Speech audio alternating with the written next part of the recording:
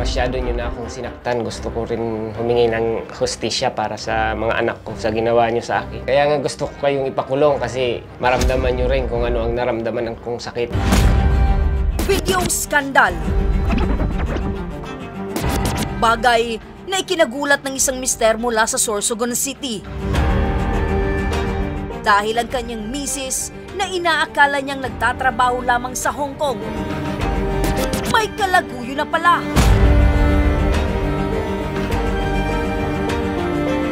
Paano mo nakumpirma at nahuli ang misis mo na merong scandal video? Bali po yung cellphone kasi na iniwan nila sa akin, kusang nagbubukas doon yung FB ng So hindi asawa nakalag out. Kaya doon ko nahuli po na may ibang lalaki yung asawa ko.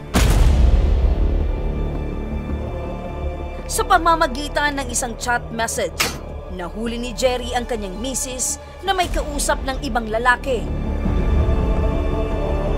Ngunit ang ikinagulat lalo ni Jerry ay ang screenshot ng isang scandal video ni misis na kasama ang pinaghihinalaang lalaki.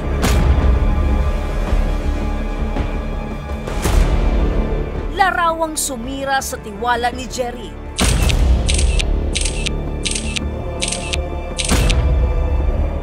Ngunit bilang ama sa kanilang 4 na anak, pinili pa rin ni Jerry na ayusin ang relasyon nilang mag-asawa.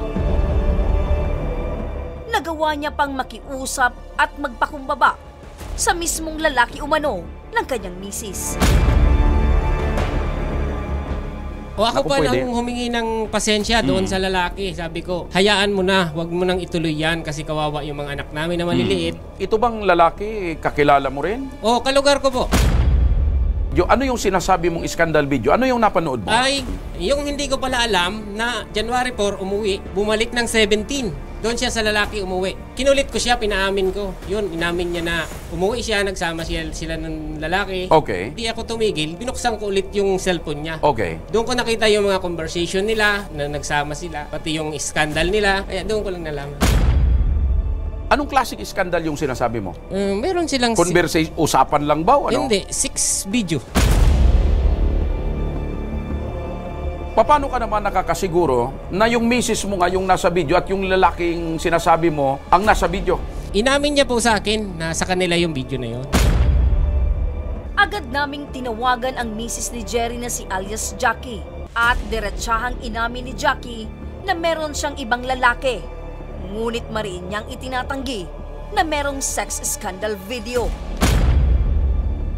Ang tanong ko ngayon, meron ka ba talagang kalaguyo o kabit? Meron po. Ikaw ba itong nasa picture na sex video pero sabi mo picture lang? Ikaw ba ito? Hindi po. Mister, si Mrs. ba yung nasa video or picture? Oo, siya yan. Yung mukha niya, kitang-kita eh. Katawan niya, kitang-kita. Kilala ko yung lalaki. Maging ang sinasabing kalaguyo ay lakas loob na umamin sa programa. Ikaw ba itong tinutukoy ng misis ni Jerry na karelasyon ng asawa niya? Yes po, sir.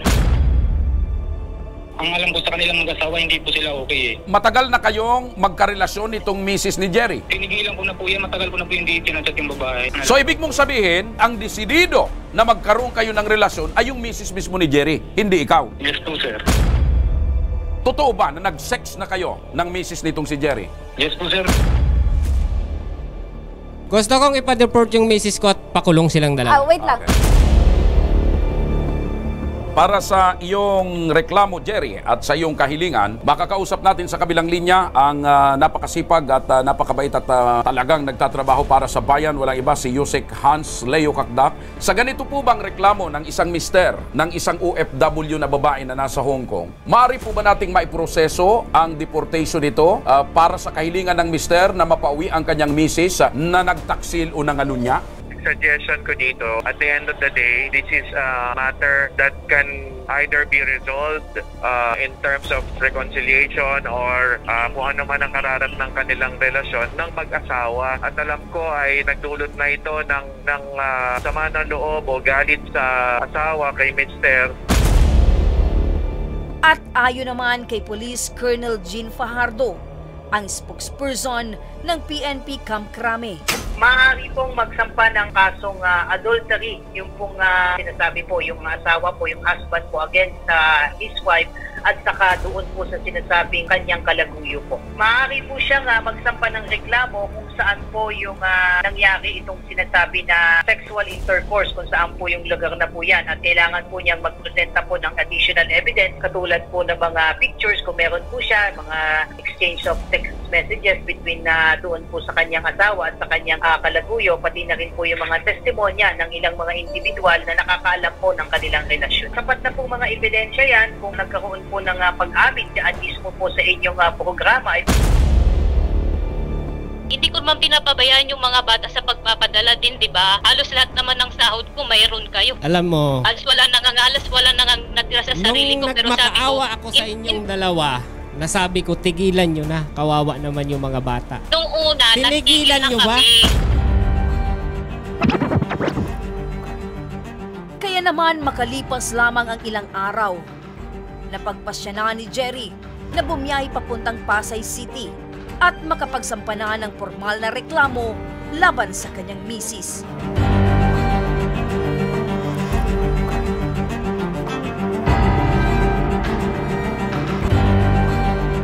Kinabukasan, kasama ang Ako Bicol Tabang Ora mismo NCR team, ay agad na rin sinamahan si Jerry sa tanggapan ng Pasay City Police Station.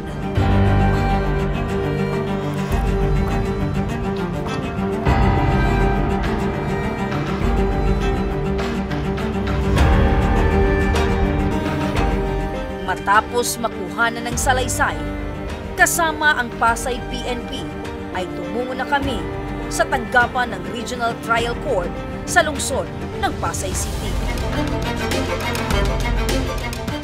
Sa ngayon, initially, mayroon na siyang nakamit na katarungan kahit paano dahil naipile niya yung kaso. Hopefully, pumabor sa kanya yung lahat ng pinagsisinta namin ebidensya. Ano nararamdaman nyo ngayon nakapag-file na po kayo ng kaso? Nalulungkot na masaya. Masaya ako dahil nakuha ko yung hustisya na para sa akin, para sa mga anak ko. Naawa ako para sa kanya kasi nakagawa man siya ng kasalanan, nanay pa rin siya ng mga anak ko, pero kailangan niyang harapin kung ano yung ginawa niyang kasalanan. Kaya siguro malungkot ako kasi nasira yung pamilya ko, pero okay na rin. At least nagawa ko na rin yung part ko na yung dapat din para sa amin.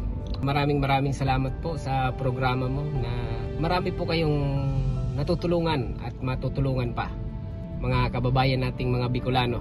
Kaya sana ipagpatuloy nyo lang po mga sir ang ginagawa nyo para mas marami pa kayong matulungan na mga katulad namin na walang iba na malalapitan kundi kayo na handang maglingkod sa ating mga kababayan.